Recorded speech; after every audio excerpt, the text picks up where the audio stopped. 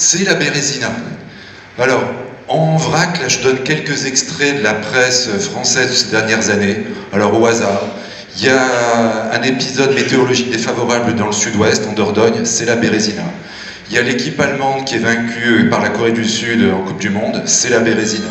Emmanuel Macron, qui n'a pas la majorité absolue aux législatives il y a un an, caricature par le canard enchaîné, c'est la Bérésina. Alors, il y a plein d'expressions ou de vocabulaire finalement, dont on a hérité du Premier Empire. Alors, certaines expressions justifiées, un coup de Trafalgar, bon, Trafalgar, personne ne doutera que Trafalgar était une lourde défaite. Autant, quand on parle de la Bérésina, justement, on voit les titres qu'on peut faire, les commentaires qu'on peut faire, on pourrait mettre la Bérésina sur la même ligne que Trafalgar. Et alors le problème, justement, ce qu'on va voir au cours de cette conférence, ben, c'est que c'est certainement pas le cas. Que la Bérésina va certainement être un amoncellement de souffrance et de détresse humaine, c'est incontestable. De là à dire que c'est une défaite, c'est beaucoup plus discutable. Alors ce qu'on va faire justement aujourd'hui, ben, c'est reprendre évidemment le récit de toute cette épopée et de la retraite de Russie dans son ensemble, de voir justement comment on en est arrivé là, comment la bataille s'est déroulée, quel en est le bilan, quelle est la responsabilité des différents acteurs, d'ailleurs tant français que russes, et au bout du compte justement savoir finalement, en fonction des différents critères que l'on peut établir, enfin que l'on peut reprendre, qui a obtenu la victoire au cours de cette bataille. Alors, ben ce récit de la Bérésina, on pourrait le faire commencer à Moscou en septembre 1812. C'est-à-dire, bon, on connaît l'histoire, après une longue avancée à travers les terres russes, Napoléon arrive à Moscou, il arrive à s'emparer de la ville. Malheureusement, la ville s'enflamme presque aussitôt. Le gouverneur de Moscou, Rostopchine, a donné l'ordre de brûler la ville. Petite parenthèse, c'est la fille de Rostopchine, là je présente en bas à droite, la comtesse de Ségur, qui écrira Les Petites Filles Baudel. Donc du père incendiaire à la fille romancière, le talent a pris des formes différentes d'une génération à l'autre. Toujours est-il que Napoléon passe un mois à Moscou en espérant avoir un signe de négociation et éventuellement de capitulation de la part du tsar Alexandre. Évidemment, ce n'est pas le cas. Bon, donc au bout d'un moment, on se résigne, on ne peut pas rester à Moscou, enfin on ne peut pas rester à Moscou. Il faut prendre une décision justement. Il y a trois possibilités. La première, justement, c'est de rester à Moscou. C'est de rester à Moscou. Duroc, par exemple, était partisan. Napoléon était prêt de se laisser tenter. Bon, malgré tout, ça semble vraiment difficile. Rester des mois et des mois loin de la France, loin du reste de l'Empire, c'était prendre le risque de perdre le contrôle de l'Empire, justement. Napoléon ne le sait pas encore, mais d'ailleurs, le jour où il partira de Napoléon, enfin, le jour où il partira de Moscou, pardon, c'est le jour où le général Mallet fera son coup d'État à Paris. Donc il ne le sait pas encore, mais la prescience, en quelque sorte, qu'il a de la situation politique, le pousse, à juste titre, à ce niveau-là, c'est très bien vu. À partir de Moscou, il faut rentrer. Donc si on rentre maintenant, par quelle route? Et là, il y a deux routes possibles. Soit on reprend la route de l'allée, celle en gros qui passe, alors justement, par Borisov, donc par les ponts sur la Bérésina en partie, par Smolensk, et puis on arrive à Moscou via Vyazma.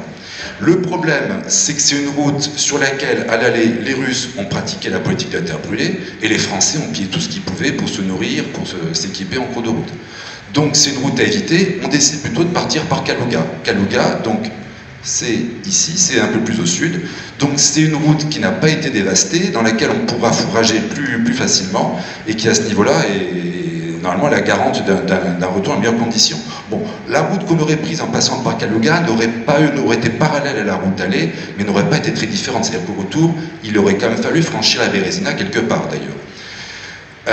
Donc on tente le coup. Mine de rien, c'est pas si facile que ça. C'est pas si facile que ça la route de Kalouga pour deux raisons. La première, c'est qu'on ne la connaît pas. Nous, ça nous paraît tout simple. On a des cartes aujourd'hui. Bon, évidemment, a fortiori à l'époque contemporaine, où on a des cartes extrêmement précises, de reconnaissance satellite, etc. À l'époque de Napoléon, on n'en sait rien finalement. On avance sur un territoire, on a très peu de cartes, qui sont d'une qualité extrêmement douteuse. Donc en fait, dans ces cas-là, quand on va avancer, qu'est-ce qu'on fait? Il faut prendre des guides. Et les guides, évidemment, en général, ils ne sont pas d'accord pour coopérer, donc on prend des civils russes, on leur met le couteau sous la gorge, et puis un petit bonhomme, tu nous montres la route de Kalouga, tu nous montres la route de Minsk, etc. Et on avance comme ça. Bon, donc c'est très aléatoire. On se décide quand même pour cette route de Kalouga. On va partir le 19 octobre, d'autant plus décidé à partir que la veille, le 18 octobre, Murat, qui cantonnait à l'est de Moscou, a été repoussé par les Russes. Donc on se décide finalement à partir le 19. Alors, combien d'hommes partent de Moscou? C'est une armée encore importante qui part de Moscou. On a 123 000 hommes au total. 95 000 fantassins, 15 000 cavaliers, des artilleurs, des hommes du génie, etc. Donc 123 000 hommes qui sont à Moscou. Ils ne sont pas tout seuls, on a laissé des forces en cours de route, notamment dans la vallée de l'Advina. L'Advina, c'est ce fleuve, ce grand fleuve qui est ici. On a laissé ici, autour de Polotsk, deux corps d'armée, Oudino et Victor, dont on reparlera plus tard, et puis un peu plus au nord, autour de Riga, MacDonald notamment. Bon, lui n'interviendra pas dans le reste de la campagne. Donc en fait, c'est tout cet ensemble qui va partir de Moscou, donc par Kalouga. Quel est l'état de l'armée quand elle part de Moscou? En fait, c'est une armée qui est en bon état. C'est-à-dire que les soldats ont passé un mois à Moscou, même si Moscou a brûlé en partie, la ville est très grande, elle n'a pas brûlé en entier et de très loin. Donc on a pu se loger à Moscou sans problème, le temps était doux d'ailleurs, les réserves de vivres étaient largement suffisantes pour nourrir une armée, c'est pour ça que sur le plan matériel on aurait pu y passer l'hiver d'ailleurs. Donc c'est une armée qui est nourrie, reposée, à ce niveau-là elle ne pose pas de problème. Il n'y a que le corps de Murat qui lui est en mauvais état, puisqu'il n'a pas pu bénéficier de ces conditions de logis en quelque sorte à Moscou. Donc elle est en bon état, elle est reposée, par contre elle est mal équipée. C'est-à-dire qu'on s'est décidé un peu dans la catastrophe à quitter Moscou. Il aurait fallu prendre plusieurs jours pour dire aux hommes effectivement de prendre des quantités de nourriture très importantes, de s'équiper pour le froid, de ferrer aussi les chevaux pour la glace. Les chevaux sont tous ferrés avec des fers européens classiques. Ils ne sont pas ferrés avec des crampons pour la glace. Les officiers polonais qui connaissent le truc, évidemment, ne vont pas arrêter de prévenir leurs camarades français en disant « ferrez vos chevaux pour la glace ». De manière assez inexplicable, dans l'armée française, pratiquement personne ne le fait. Bon. Donc on part. On part cap au sud-ouest, vers Kalouga. Et alors, en partant vers Kalouga, en fait, ça se passe mal très vite. C'est-à-dire au bout de quelques jours, le 24 octobre, sur une petite ville qui est à mi-chemin entre Moscou et Kalouga, à Maloyaroslavets, on se heurte à l'armée russe. On se heurte à l'armée russe commandée par Koutousov. Alors, le combat n'a rien de déshonorant, bien au contraire. C'est un accrochage assez indécis. Il y a 5000 hommes perdus côté français, 6000 côté russe. Donc, je répète, là, ce n'est pas une défaite. Même les Russes se retirent, d'ailleurs, sur une petite distance, mais les Russes se retirent. Simplement, à partir de là, Napoléon hésite. Il a failli être capturé pendant la bataille. Le soir où il allait faire une reconnaissance en première ligne des lignes russes, il a failli se faire capturer par les Cosaques, ça en est fallu d'un rien. Et puis deuxièmement, l'armée russe n'est pas vaincue. Si on veut continuer sur cette route, il faut la réattaquer, soit pour la détruire, au moins partiellement, soit vraiment pour la repousser. Et on se dit que vu l'état des troupes, qui est encore bon, il n'y a pas de problème, le temps est doux encore également, ça va être un passage en force qu'on n'est pas en mesure de faire. Donc déjà qu'on avait hésité à prendre le chemin de l'allée, finalement, on fait je dirais pas demi-tour, pas complètement, mais un crochet à droite pour repartir vers le nord et donc repartir par la route de l'allée. On va reprendre la route de l'allée à hauteur de la Moskova, donc du champ de bataille initial, et donc là on va reprendre la route de l'allée. Alors, les 15 premiers jours de la retraite, mis à part cette bataille de Maloyaroslavets, se passent pas trop mal, le temps est encore doux, les hommes avaient gardé un bon état de santé depuis Moscou. À partir du 6 novembre, par contre, on commence à voir les premières neiges, les premières gelées, et là, c'est même pas les premières gelées, il fait tout de suite très froid. À partir du 6 novembre, en fait, là, je vous présente un des nombreux tableaux qui a été fait sur cette campagne, cette retraite de Russie. C'est là qu'en fait, on rentre dans l'hiver russe, et qu'en fait, à partir de là, jusqu'à la sortie de Russie, le temps va osciller, la température va osciller entre 0 et moins 40. Et on va passer de l'un à l'autre, en fait, il y aura des allées et venues. Mais donc le temps ne va pas s'améliorer, ne repassera jamais au-dessus de 0, et on va avoir des vagues de froid, évidemment, extrêmement dures. Alors, le froid va être très intense, on l'a vu, les hommes sont mal équipés, la nourriture va s'avérer très vite insuffisante, et alors très vite, en fait, ça va être un peu le chacun pour soi. Les unités vont se désagréger en partie, il y a certaines unités qui vont rester très bien constituées, très bien ordonnées, la garde en tête évidemment, mais même certains autres régiments vont rester pendant un bon moment en état de marche et de combat. Par contre, pour le reste, on n'a pas encore forcément beaucoup de morts, mais les unités se dissolvent et on a en fait ce qu'on appelle les traînards. Les traînards, là, cet assemblage de plusieurs dizaines de milliers d'hommes progressivement, qui vont s'échelonner le long de la route, qui vont être une proie idéale pour les Cosaques, et dans laquelle la discipline va se disloquer, la fraternité entre combattants va disparaître, et c'est là qu'on va commencer à voir les premières scènes vraiment très, très éprouvantes qui se déroulent. Alors, les premières scènes qui se déroulent, donc en fait, il fait très froid. Le soir, on arrive au bivouac, on allume un feu tant bien que mal, il fait tellement froid, on se colle près du feu, on se colle tellement, d'ailleurs qu'il y aura plusieurs cas, il y a des soldats qui vont s'enflammer en fait, qui vont prendre feu au contact du feu de bivouac. La nourriture, on va finir par se la disputer. Témoignage du sergent Bourgogne. Lorsqu'on s'arrêtait afin de prendre quelque chose au plus vite, l'on saignait les chevaux abandonnés ou ceux que l'on pouvait enlever sans être vu. Et l'on recueillait le sang d'une marmite, on le faisait cuire, on le mangeait. Mais il arrivait souvent qu'au moment où on venait à le mettre au feu, l'on était obligé de le manger, soit que l'heure du départ arriva, ou que les Russes fussent trop près de nous. Dans ce dernier cas, on ne se gênait pas pour autant, car j'ai vu quelquefois une partie manger tranquillement, pendant que l'autre empêchait, à coups de fusil, les Russes de s'avancer. Aussi avait-on la figure barbouillée de sang. Souvent, on était obligé d'abandonner les chevaux parce qu'on n'avait pas le temps de les découper. Autre témoignage, toujours de Bourgogne, et là qui raconte justement la dislocation de ces liens de fraternité entre soldats. La tête sur mon collet doublée en peau d'hermine étendue sur moi, je me disposais à passer la nuit. Mais, avant de dormir, j'avais encore une pomme de terre à manger. C'est ce que je fis, caché par mon collet, faisant le moins de mouvements possible, de crainte que l'on s'aperçoive que je mangeais quelque chose, et prenant une pincée de neige pour me désaltérer, je finis mon repas et je m'endormis, prenant bien soin de tenir dans mes bras ma carnassière, dans laquelle étaient mes vivres. Lorsque je me réveillais, j'avais soin de passer la main dedans et de compter mes pommes de terre. C'est ainsi que plusieurs fois dans la nuit je la passais, sans en faire part à mes amis qui mouraient de faim, du peu que le hasard m'avait procuré. C'est de ma part un trait d'égoïsme que je ne me suis jamais pardonné. Donc on continue à marcher comme ça jusqu'à Smolensk. Et alors quand je parle de cette marche jusqu'à Smolensk, il n'y a pas que les hommes qui souffrent. Il y a aussi ceux qui vont être les grands sacrifiés de toutes les campagnes, et pas seulement des campagnes napoléoniennes, de toutes les guerres en fait depuis le néolithique jusqu'au milieu du XXe siècle, c'est-à-dire les chevaux. Alors les chevaux, ça va être vraiment les grands sacrifiés également. Témoignage du médecin hollandais Rost, qui a fait toute la campagne, évidemment, lui aussi. Les incendies redoublent. Il se produit des scènes de misère et de sauvagerie. Les soldats s'emparent des chevaux qui tombent et s'en partagent la chair. Quelquefois, les malheureux animaux ne sont pas encore morts. Aux 3/4 dépecés, ils remuent et vivent encore. Autre témoignage, là encore, en ce qui concerne le destin des chevaux. Depuis longtemps, nos soldats étaient réduits à se nourrir de la chair de cheval. La faim et la misère avaient rendu leur abrutissement tel que ces malheureux n'attendaient plus que l'animal fût mort pour le dépecer et lui enlever les parties charnues. Dès qu'un cheval bronché est tombé, nul n'essayait de le relever. Mais aussitôt, on voyait les soldats se précipiter dessus, lui ouvrir le flanc pour en arracher le foie, qui en a partie la moins repoussante, et sans avoir pris le soin de donner la mort avant ce supplice, on les voyait, dis-je, s'irriter des derniers efforts que faisait l'animal pour se soustraire à ses bourreaux. Je passe la fin du témoignage encore. Constant, le valet de l'empereur, est pris de compassion pour les chevaux. Le 8 novembre, la neige tombait, le jour était sombre, le froid rigoureux, le vent violent et les routes se couvraient de verglas. Les chevaux ne pouvaient avancer, leur mauvais fer usé ne pouvait avoir pris sur ce sol glissant. Ces pauvres animaux étaient exténués. Il fallait, à force de bras, pousser les roues afin d'alléger un peu leur fardeau. Il y a dans ce souffle vigoureux qui sort des naseaux d'un cheval fatigué, dans cette tension des jarrets et ces prodigieux efforts des reins, quelque chose qui donne à un haut degré l'idée de la force.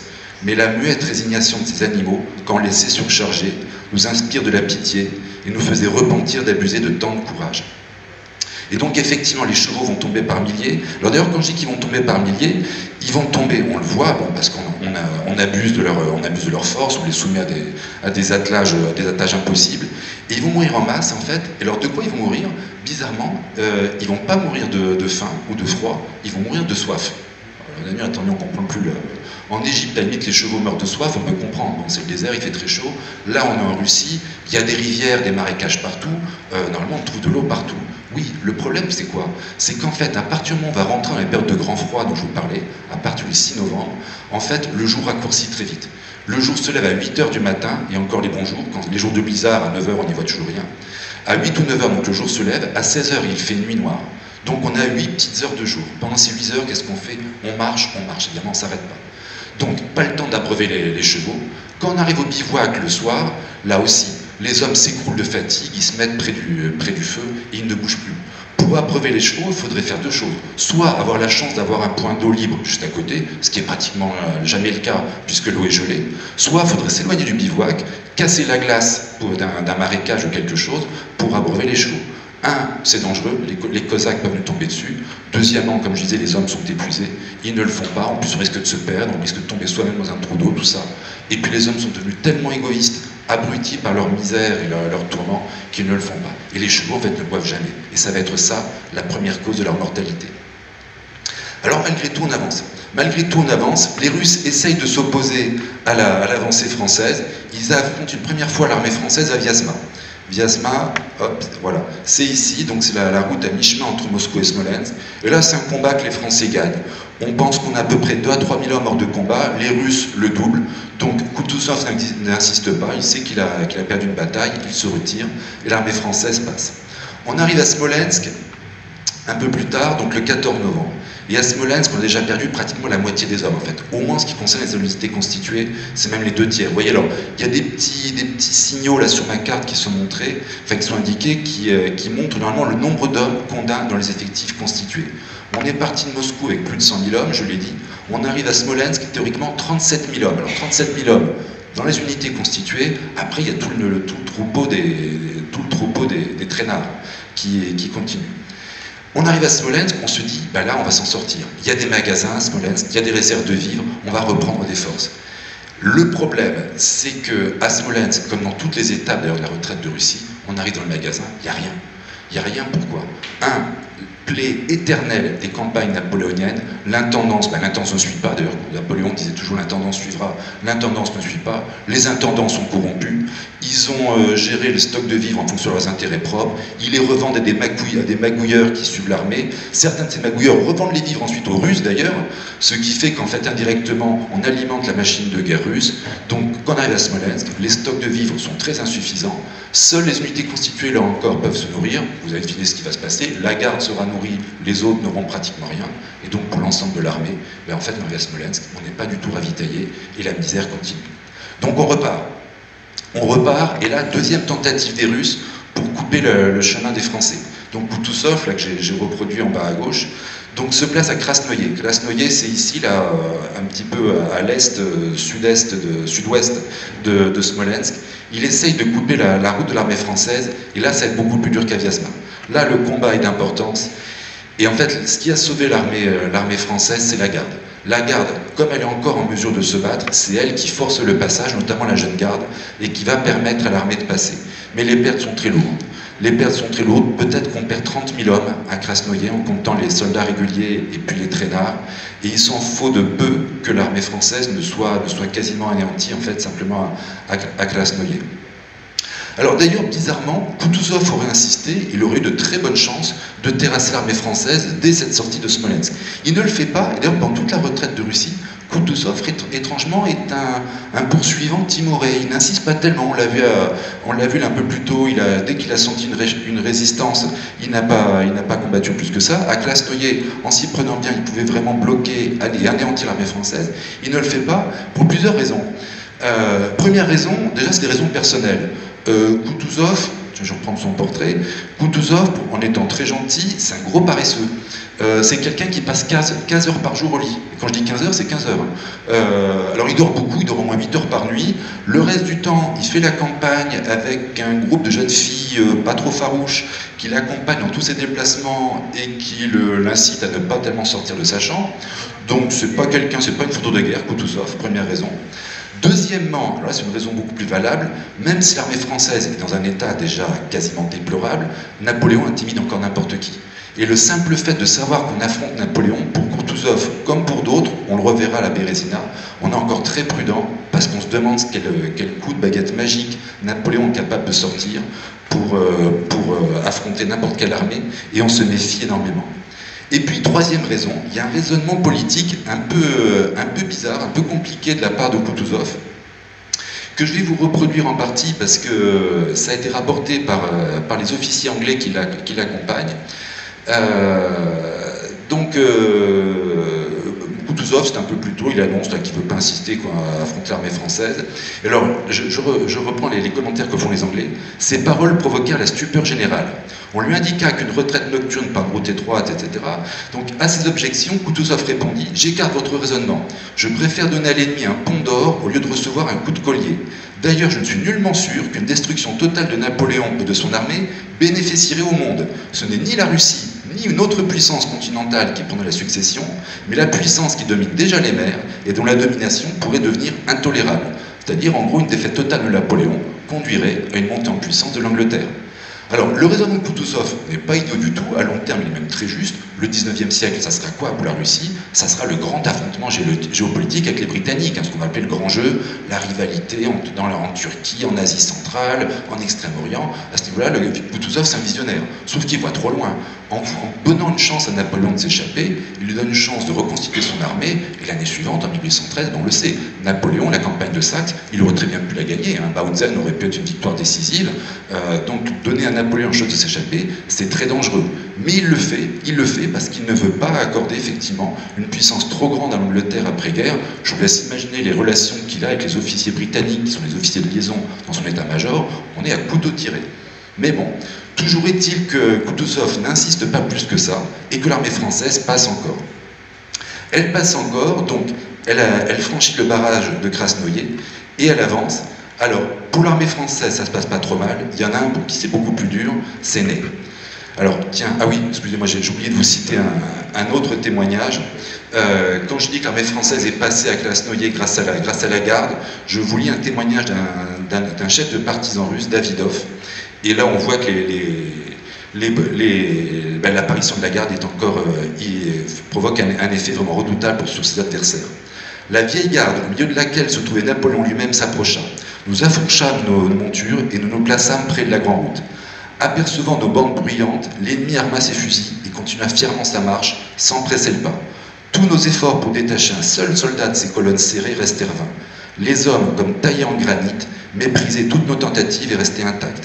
Je n'oublierai jamais la démarche libre, aisée et l'allure menaçante de ces guerriers éprouvés par tous les aspects de la mort.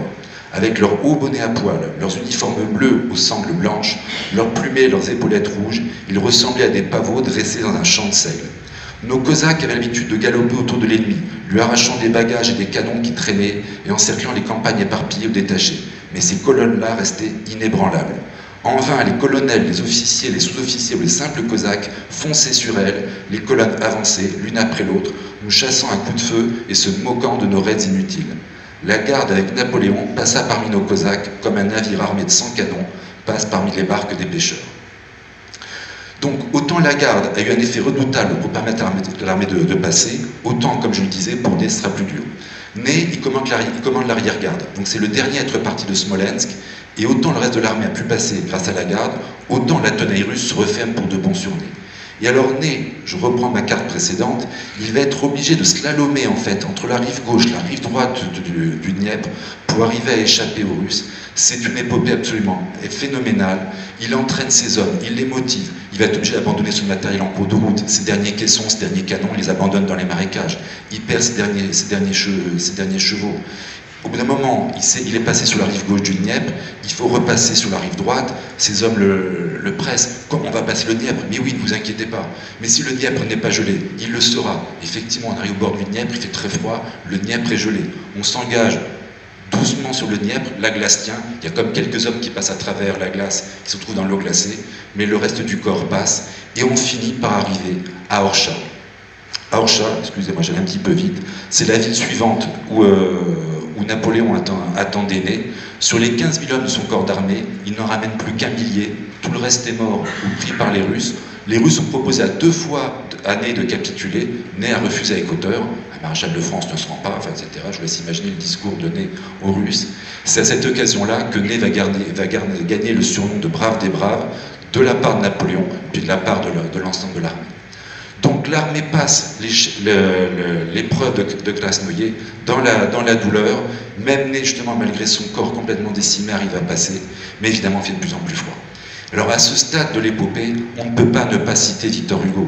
Je rappelle Victor Hugo, Les Châtiments, qui relate cette campagne de Russie. Alors c'est écrit en tout petit, je vais le lire avec vous. Il neigeait, on était vaincu par sa conquête. Pour la première fois, l'aigle baissait la tête. Sombre jour, l'empereur revenait lentement, laissant derrière lui brûler Moscou fumant. Il neigeait, l'âpre hiver fondait en avalanche. Après la plaine blanche, une autre plaine blanche. On ne connaissait plus les chefs ni le drapeau. Hier la grande armée et maintenant le troupeau. On ne distinguait plus les ailes ni le centre. Il neigeait, les blessés s'abritaient dans le ventre des chevaux morts. Sortira-t-on jamais de ce funeste empire? Deux ennemis, le tsar, le nord est pire. On jetait les canons pour brûler les affûts. Qui se couchait, mourait. Groupe morne et confus, il fuyait. Le désert dévorait le cortège. L'empereur était là, debout, qui regardait. Il était comme un arbre en proie à la cognée. Sur ce géant, grandeur jusqu'alors épargnée, le malheur, bûcheron sinistre, était monté. Et lui, chêne vivant, par la hache insulté, tressaillant sous le spectre lugubre revanche, il regardait tomber autour de lui ses branches. L'empereur se tourna vers Dieu. L'homme de gloire trembla. Napoléon comprit qu'il expiait quelque chose peut-être, et livide, inquiet, devant ses légions sur la neige semée, « Est-ce le châtiment, dit-il, Dieu des armées ?» Alors il s'entendit appeler par son nom, et quelqu'un qui parlait dans l'ombre lui dit non. Donc magnifique Victor Hugo, évidemment. Donc magnifique Victor Hugo, l'armée avance, et on arrive, donc on est arrivé à Orcha. Orcha, c'est ici, on est toujours sur les bords du Dniepr. L'obstacle suivant, après le Dniepr, c'est la Bérézina.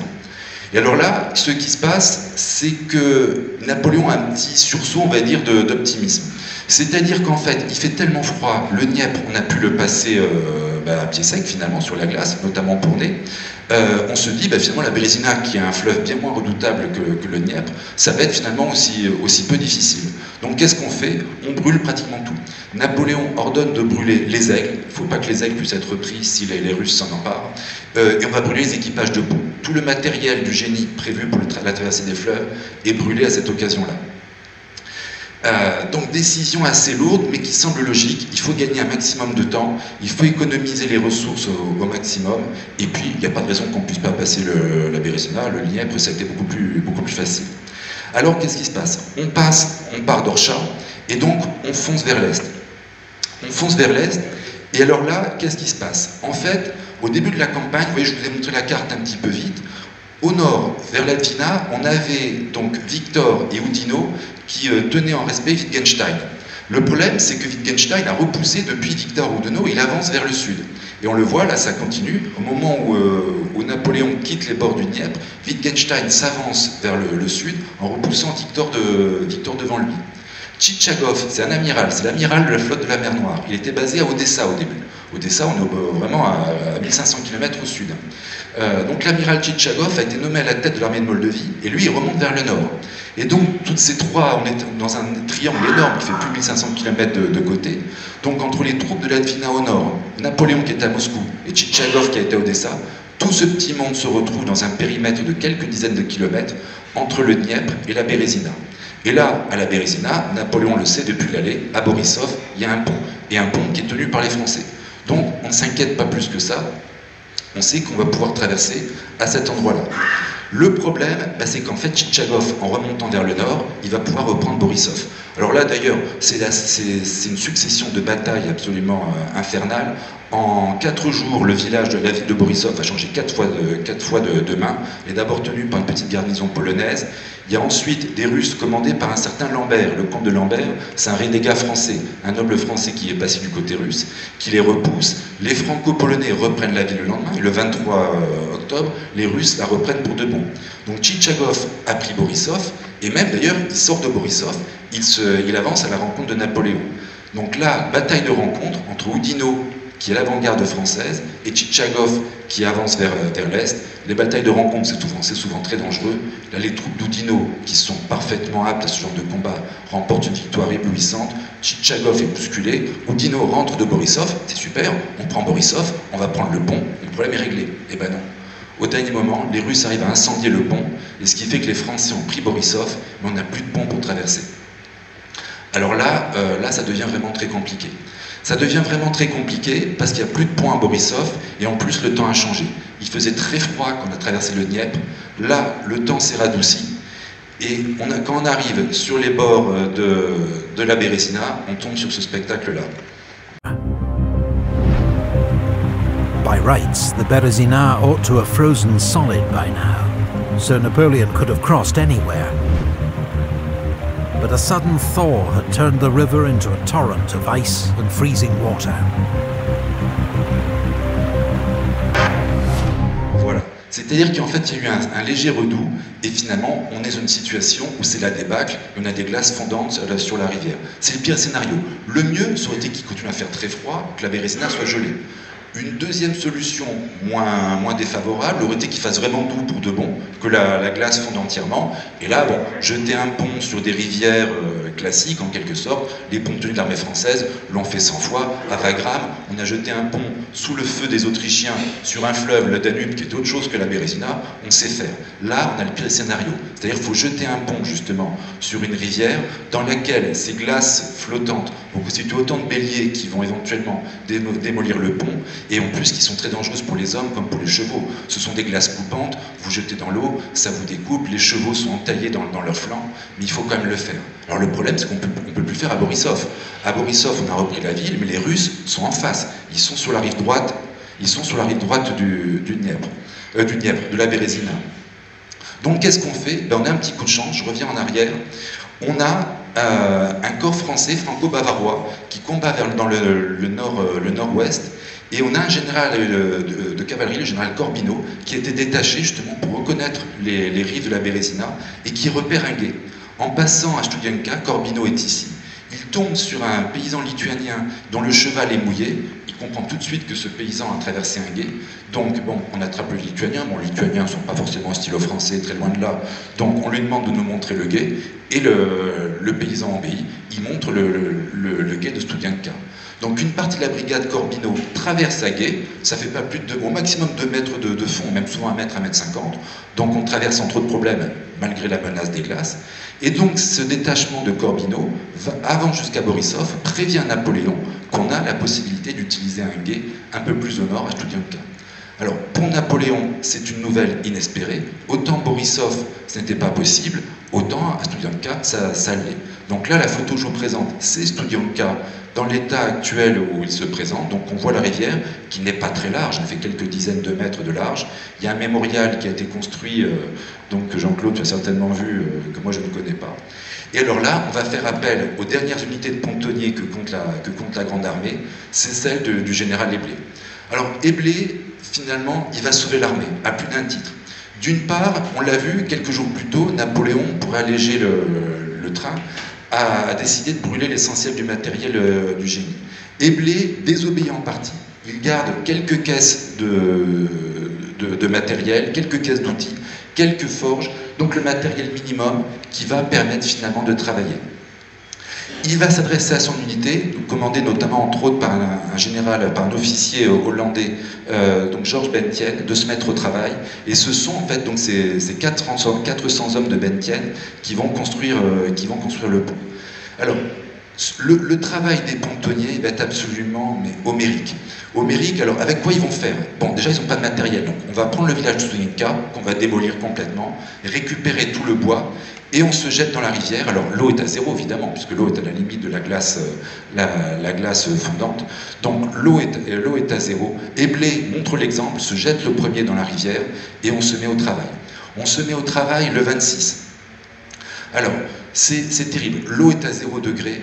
En plus, il faut penser, ces hommes-là, ils valent pas plus cher que les autres, pas plus cher, je veux dire, non pas en qualité, mais en état physique. Ça fait des jours et des semaines qu'ils sont sous-alimentés, beaucoup sont malades, le typhus va faire des ravages notamment, ils sont mal équipés, ils n'ont même pas suffisamment de quoi se protéger contre les glaçons, et ils vont quand même le faire. Ils vont construire ce pont en un jour seulement. Quand on y pense, enfin je dirais aujourd'hui, pour lancer un pont, vous allez me dire, on construit des ponts d'une qualité très supérieure évidemment, mais il nous faut des mois avec des moyens modernes. Là, avec rien d'autre que leur courage et quelques outils sommaires, ces pontonniers du général Eblé vont le faire en un seul jour. En plus, parmi ces hommes, pratiquement aucun Français. Essentiellement des Hollandais, quelques Polonais. On ne peut même pas dire qu'ils travaillent par patriotisme pour l'empereur des Français. Non, ils le font, bon, ils appartiennent à la Grande Armée, c'est leur devoir. Bon, la Hollande, de toute façon, n'est pas l'allié le plus mauvais des Français au cours des guerres napoléoniennes, c'est clair, mais c'est eux qui ont fait ce travail.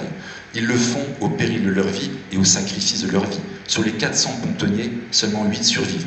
8 survivent, y compris Eblé qui ne survivra, enfin justement, y compris, je m'exprime mal, parmi les 392 morts, il y aura Eblé lui-même qui ne survivra que quelques semaines à son exploit et qui va mourir au cours des travaux.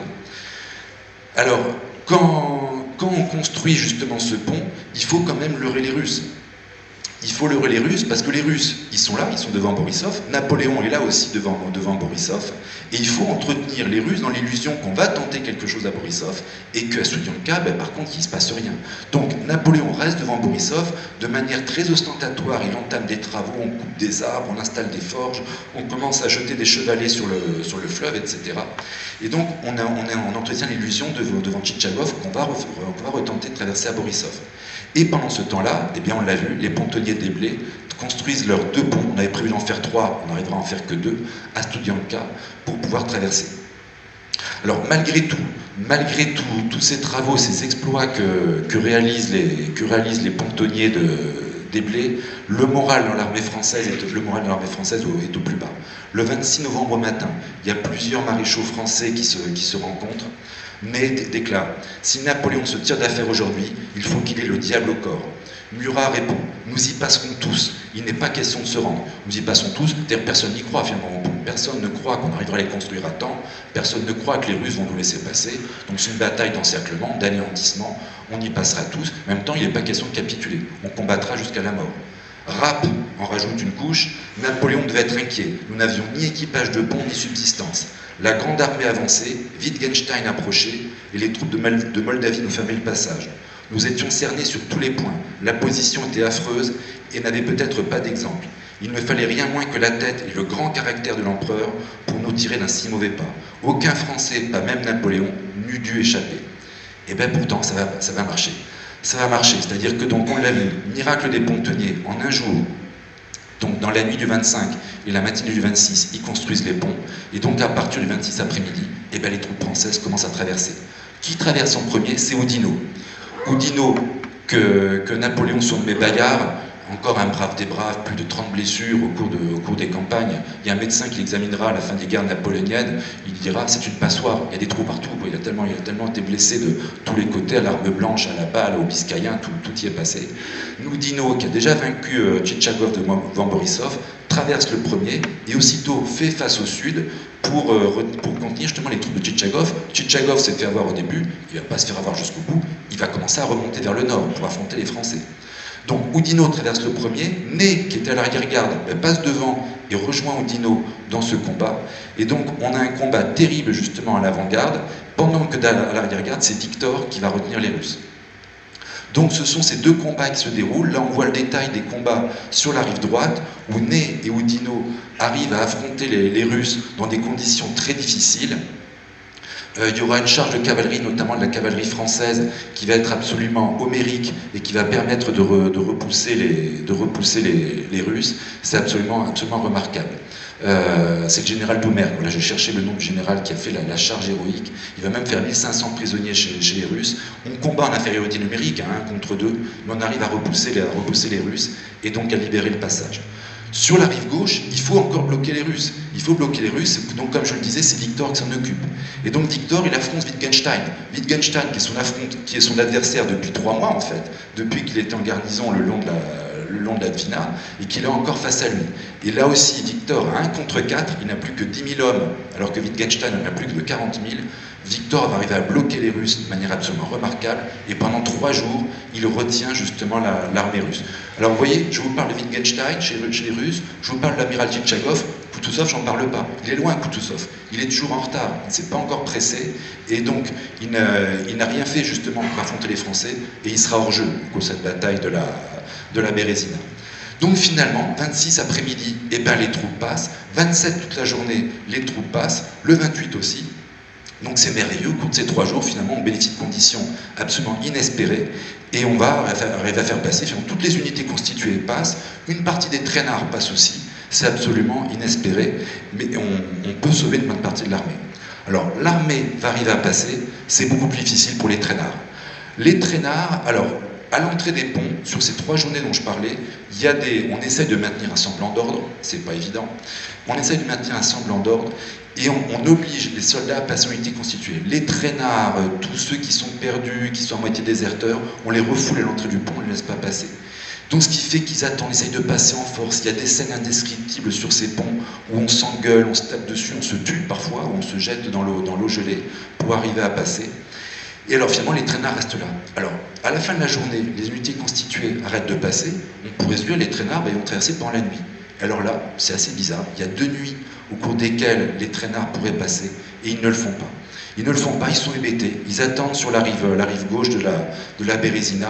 À plusieurs reprises, il y a des officiers français, Larrey, le chirurgien, ce héros humaniste des guerres napoléoniennes, va essayer d'aller les voir, les convaincre. Et Blé, quand il ne s'occupe pas de son pont, va avoir ces traînards pour leur dire pareil, mais passez pendant la nuit, il n'y a personne. Et finalement, ils ne le font pas de manière inexplicable.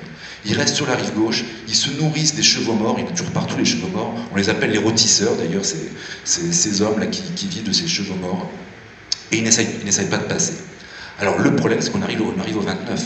Le 29 au matin, on a bloqué les Russes pendant 3 jours, c'est inespéré, mais là, l'arrière-garde de Victor a franchi les ponts à son tour, il n'y a plus rien pour stopper l'avance de Wittgenstein, donc là, on va détruire les ponts. Alors là, par contre, c'est la ruée vers les ponts. Autant pendant les nuits, alors qu'on aurait pu passer tranquillement, les traînards ne l'ont pas fait, donc le 29 au matin, c'est la ruée, et alors là, c'est là qu'on a les pires scènes d'horreur que l'on a décrites.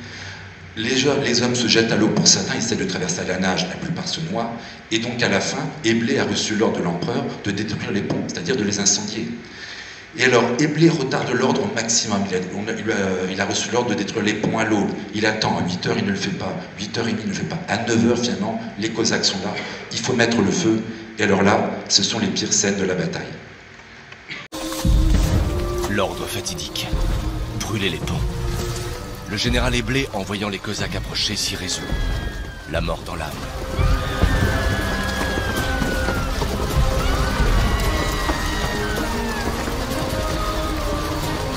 Dès les premières flammes, c'est la cohue pour traverser. Les traînards accourent de toutes parts.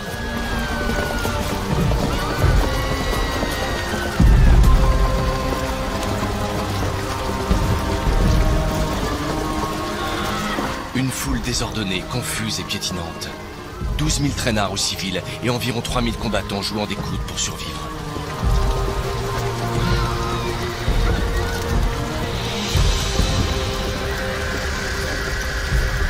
Vue de la rive droite impuissante, la rive gauche n'est qu'un théâtre d'horreur et de souffrance. Sauf qui peut général, chez les malheureux pris entre deux feux, acculés par les Cosaques qui ne font pas de quartier. Pris au piège des ponts livrés aux flammes. Impossible d'avancer, impossible de reculer. Sous la ruée, le pont s'effondre.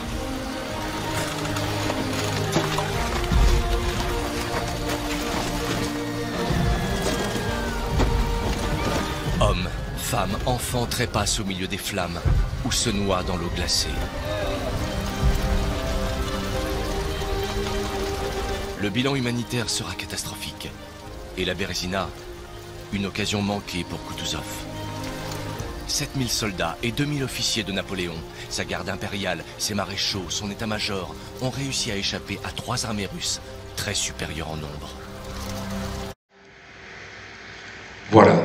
Donc là, une fois que les ponts sont brûlés, effectivement, donc les scènes d'horreur, je pourrais vous lire aussi d'autres témoignages qui ne feraient que faire redondance, mais qui racontent la même chose, qui décrivent ces scènes.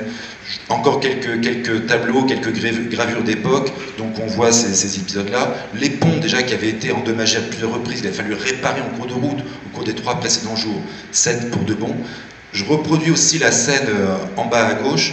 On voit, il y a encore des femmes sur la Bérésina, il y a encore des femmes, il y a encore des enfants qui sont là et qui vont traverser, qui vont survivre. Il y a l'actrice Louise Fusy, par exemple, une actrice française qui travaillait à Moscou et qui va survivre à ce passage de la Bérésina. Elle livre un témoignage intéressant parce qu'elle croise l'empereur pendant les travaux. Elle raconte le pont était si étroit que notre voiture touchait presque l'empereur. N'ayez pas peur, dit Napoléon. Allez, allez, n'ayez pas peur. Ces mots qu'il semblait m'adresser particulièrement, car il n'y a pas d'autres femmes, me firent penser qu'il devait y avoir du danger, etc., etc. Attendez, je vais pas retrouver le passage. Voilà, où il explique effectivement que Napoléon fait preuve d'un calme absolument remarquable. Autant il a été hésitant et indécis pendant toute la campagne, autant au cours de cette affaire de la Bérésina, il sait ce qu'il y a à faire, il remontre absolument le visage qu'on connaissait de lui. Donc, la Grande Armée a franchi la Bérésina. Il y avait un dernier obstacle Tiens, je reprends une des cartes précédentes. Il y avait un dernier obstacle qui aurait pu l'arrêter. C'est ici à Zemplin. Zemplin, ce sont des marécages sur lesquels il y avait d'autres ponts que les Russes auraient pu incendier. Que là encore, inexplicablement, ils n'ont pas incendié. Ça aurait pu être encore plus facile que sur la Bérésina. Et l'armée passe aussi. Donc l'armée passe, on peut se dire qu'elle est sauvée, qu'elle va finalement arriver à rejoindre la Lituanie et la Pologne pour prendre ses quartiers d'hiver. Le plus dur est fait, les Russes sont derrière, ils ne nous rattraperont plus maintenant, enfin au moins pas immédiatement. En plus, on se dit qu'en avançant vers l'ouest, on va trouver un climat plus doux, on se rapproche de l'ouest, on se rapproche de la mer Baltique, on va avoir un climat plus tempéré, donc finalement le plus dur est fait. Eh bien non, le plus dur n'est pas fait. Il va y avoir encore quoi? Encore quelques vagues de froid absolument terribles. La plus grande victime de cette vague de froid, c'est ce qu'on va appeler la division de l'Oiseau. La division de l'Oiseau, c'est une division qui était sortie de Vilna avec des vivres justement pour ravitailler la Grande Armée et qui devait apporter ses victuailles aux soldats de la Grande Armée. Alors elle va le faire effectivement, elle va le faire, elle va apporter des caissons de biscuits, de rations de combat aux soldats qui se jettent dessus. 12 000 hommes en parfait état, des Français, des Allemands, et en quelques jours, de 12 000 on passe à 4 000 hommes. Les 8 000 autres vont mourir de froid. Ils étaient bien équipés en sortant de Vilna, ils étaient bien nourris, mais ils ne s'attendaient pas à avoir un froid pareil. Ils n'ont pas subi non plus la sélection naturelle impitoyable qu'ont subi les autres soldats de la Grande Armée, et donc, exposés à ce froid terrible, ils vont mourir en quelques jours. Donc, on connaît la suite. À partir du début décembre, Napoléon a sauvé les débris de son armée. Il lui reste 10, 20 000 hommes peut-être. Il sait qu'il ne peut pas rester là. Il a appris pendant la retraite la conspiration du général Mallet. Il sait qu'il faut lever une autre armée pour pouvoir continuer la guerre. Donc du coup, il prend la décision de rentrer à Paris par une épopée absolument folle. D'ailleurs, il aurait pu se faire coincer par les Prussiens, par exemple, en traversant la Silésie prussienne. Il fait ça incognito, il n'est pas reconnu, et il rentre à Paris en moins de 2 semaines. Épopée remarquable avec Caulaincourt, d'ailleurs, où Caulaincourt prend des notes sur tout ce que Napoléon lui raconte, témoignage extrêmement précieux de la campagne. Mais Napoléon arrive à rentrer à Paris et les débris de la Grande Armée arrivent à Vilna. Alors, ils arrivent à Vilna, c'est pas pour autant que leur malheur soit terminé, leur retraite encore. Par exemple, sortant de Vilna, il y a une côte toute bête, mais une côte à gravir. Comme elle est entièrement givrée, les soldats n'arrivent plus à l'escalader. Les chevaux, on l'a vu, qui n'ont toujours pas ces fers crantés pour affronter la glace, dérapent, meurent pratiquement tous pour les derniers. Donc, la fin de cette retraite de Russie va être vraiment une épreuve et un supplice jusqu'au bout. La Bérésina n'en a été qu'un des épisodes plus marquants, mais pas le seul et de loin. Alors, au bout du compte, effectivement, je reviens un peu à la question que je posais au départ. La Bérésina, victoire ou défaite, et puis la campagne de Russie d'ailleurs, bon, victoire ou défaite, c'est sûr que ce n'est pas une réussite, on ne peut pas dire le contraire. Mais qu'est-ce qu'on peut en conclure? Alors déjà, au niveau des pertes, quand on voit finalement les effectifs énormes qu'on avait rassemblés à l'aller lorsqu'on a envahi la Russie en juin 1812, et puis ce qu'on ramène au retour, évidemment, bon, c'est une hécatombe totale. On a franchi le Niémen avec plus de 400 000 hommes, on en ramène 10 ou 20 000, quelque chose comme ça, c'est une hécatombe totale. Alors là, il y a une carte très intéressante, on voit que l'épaisseur des traits est fonction des effectifs de l'armée. Et alors, on voit, on est parti donc avec un trait énorme, là, plus de 400 000 hommes. Quand on est arrivé à Moscou, en fait, il y avait déjà plus grand monde. Hein. Sur le chemin du retour, les pertes vont s'accentuer, effectivement. Là, on voit par exemple le bras secondaire, c'est les corps d'Oudinot de Victor qui rejoignent la Grande Armée avant la Bérésina, mais on voit qu'il y a déjà plus grand monde. Donc en fait, quand on parle d'hécatombe pendant la campagne de Russie, c'est à l'aller qu'elle a lieu l'hécatombe. Hein. Et sans froid, sans gelée, sans rien, simplement par quoi? Déjà le manque de nourriture là aussi, les maladies. À l'aller, par exemple, les soldats, enfin les officiers, tout le monde décrit la saleté des villages de Biélorussie, où il y a des poux partout, la vermine va faire des ravages dans les soldats de Napoléon, les désertions. N'oublions pas, sur la Grande Armée qui franchit le Niémen, 2 tiers d'étrangers, qui ne sont pas tous motivés pour se battre pour Napoléon. Les désertions vont être innombrables, et donc quand on arrive à Moscou, on a déjà perdu plus des 2 tiers de l'armée, en fait.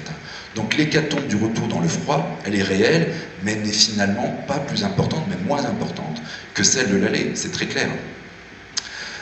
Deuxièmement, est-ce que Napoléon avait une chance finalement de remporter cette campagne de Russie? Alors, on l'a beaucoup critiqué, Napoléon. Caulaincourt dira, justement, j'en parlais un petit peu tout à l'heure lorsque je parlais de Louis Fusy, Caulaincourt dira, autant Napoléon avait été toujours décidé, très clair dans ses ordres, autant on l'a vu indécis, irrésolu, hésitant en permanence.